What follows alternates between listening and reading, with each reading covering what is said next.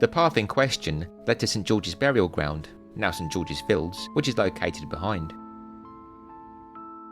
The proximity of this old graveyard leads to another suggestion, which is that the little building was in fact intended as a watch house, from where an eagle-eyed warden could look out for body snatchers, those nefarious gangs who specialised in digging up freshly buried corpses for the purpose of selling them on to medical schools. Hey, how's it going, guys? Welcome back to the channel. We're going to be checking out London's smallest house by the channel Rob's London. Bayswater Road, W2, City of Westminster. So Westminster technically isn't part of London, I guess, right? Number 10 Hyde Park Place, City of Westminster.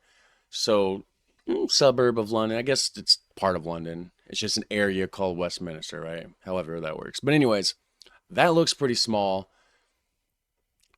Like really small. And we're going to check it out. London's smallest house. I checked it out on Google Earth, and this is just in between the two buildings. It just looks like this is built right in between the two buildings. Behind this, there's a gap between the buildings. So this is what it looks like on Google Earth. That is the smallest house in London, and there's like a little ladder sticking out of the top, and it's definitely between the two alleyways. Very interesting. I don't know what the ladder goes to, but there it is. Links down below. As always, go check that out. Hit like while you're down there. Actually, one sec, I'm gonna hit like on this video as well. You guys should go follow that link and do that also.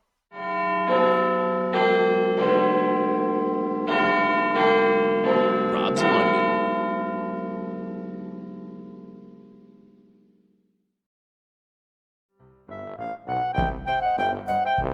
Did they paint it? That's a different color.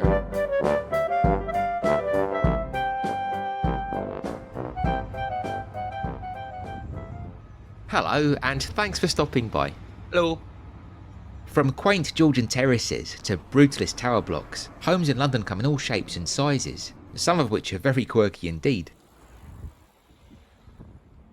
This bizarre structure, for example, which is located near Burgess Park in Walworth, is known as the Still House. As you can see, it's built in and around a railway viaduct. Not too far away, in Kennington, stands this 10-storey tall dwelling, which was converted from an old water tower, the original purpose of which was to serve the former Lambeth workhouse. I wonder what the unfortunate souls who were inmates here all those years ago would have made of such lofty luxury. Yeah, look at that thing. It's just like an apartment in the sky. That's kind of cool.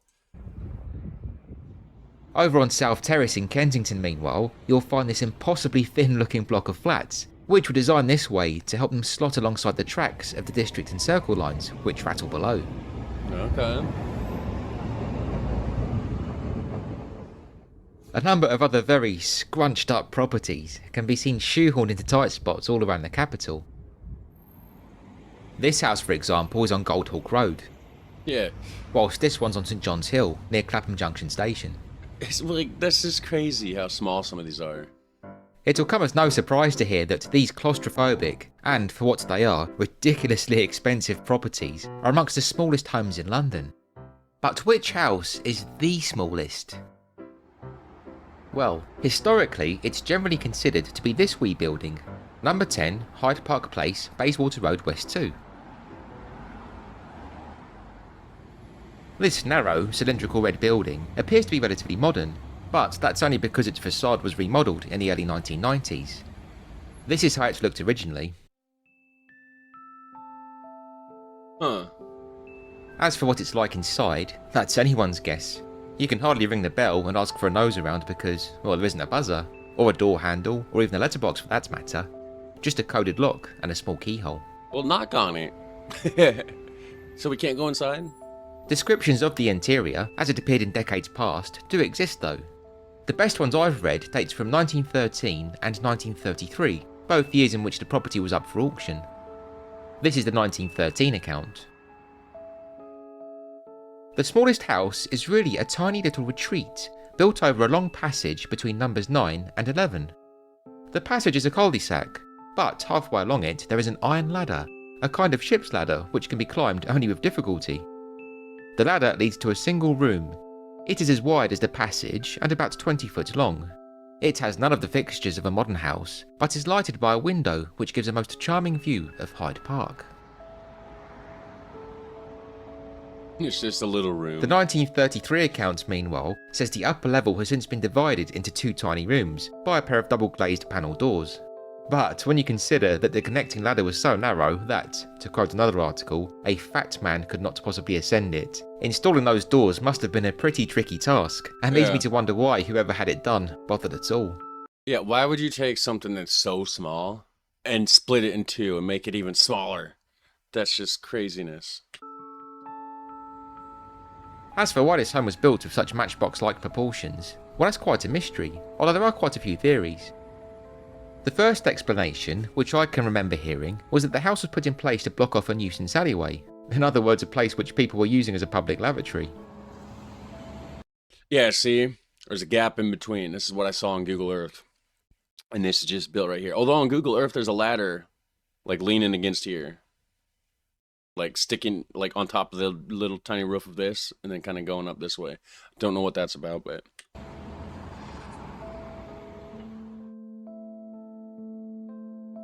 The path in question led to St George's burial ground, now St George's Fields, which is located behind. The proximity of this old graveyard leads to another suggestion, which is that the little building was in fact intended as a watch house, from where an eagle-eyed warden could look out for body snatchers, those nefarious gangs who specialised in digging up freshly buried corpses for the purpose of selling them on to medical schools. You know, this theory does have some credence, as such guardhouses did exist in London, most notably this one on Giltspur Street, just across from the Old Bailey, which would have been used at one time to deter body snatchers from targeting the graveyard of St Sepulchre without Newgate.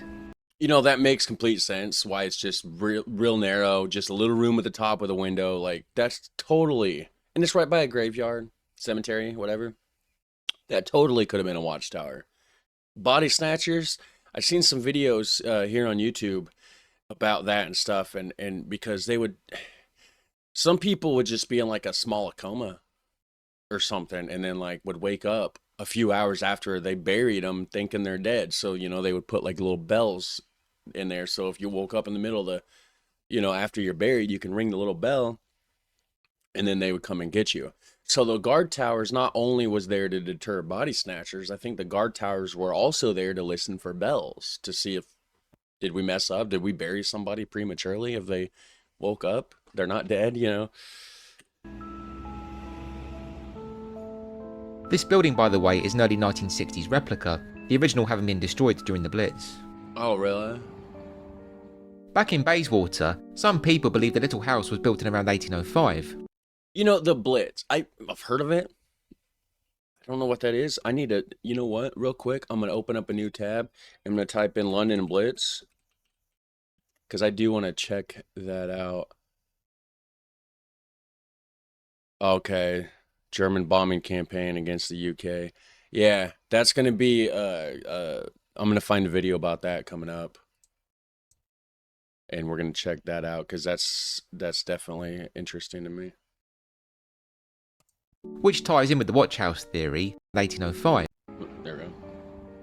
Back in Bayswater, some people believe the little house was built in around 1805, which ties in with the watch house theory, as that period was indeed at the height of the body snatching craze. Also plausible is the assumption that the home was built by a Miss Jubb, who lived at number 9 as a residence for her maid, and as she blessed the annex with a door number, it became a house in its own right.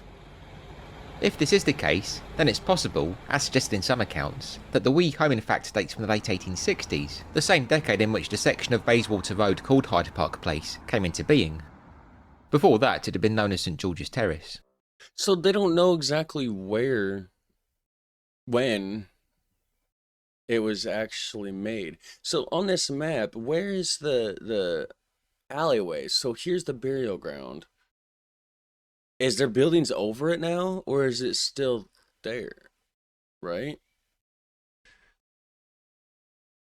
I can't tell. Where's the alleys?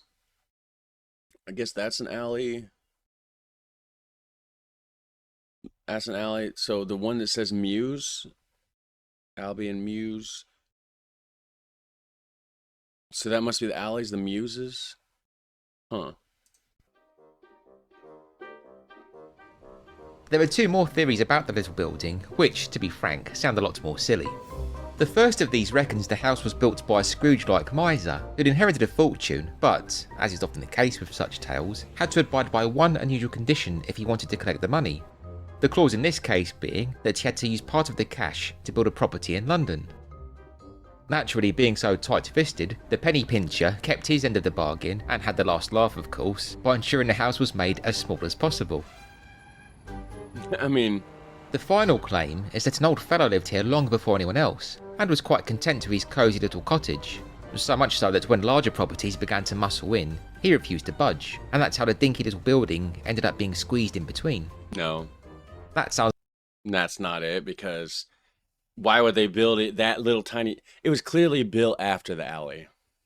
After 9 and 11 was already there. like the plot for the classic Pixar film Up, doesn't it? Whichever way it came into being, the tiny house was a well-known oddity by the early 20th century. In the summer of 1904, for example, one newspaper noted how drivers of the city's newfangled motor buses enjoyed pointing out the curiosity to their passengers. The same piece also mentioned that the building was apparently uninhabitable, despite having one of the finest positions in London. Alright. London's smallest house. Many hundreds of people pass daily. The smallest house in London without knowing it. It is situated in the it's true. I mean, hundreds of people do piss daily in London, right? It is situated in the midst of a row of mansions overlooking Hyde Park, and some of the drivers of the Green Bayswater houses take pride in pointing it out to their passengers. Bayswater buses. Sorry. Yeah, so some of the drivers of the Green Bayswater buses take pride in pointing it out to their passengers. Between the two large houses, number 9 and number 11, Hyde Park Place is a small door, and over it, a correspondingly small room. This is number 10 Hyde Park Place, uninhabited and apparently uninhabitable, and the smallest house in London. The drivers cannot give a reason for its existence, but there it is, the smallest house, and one of the finest, if not the finest positions in London, and tenantless.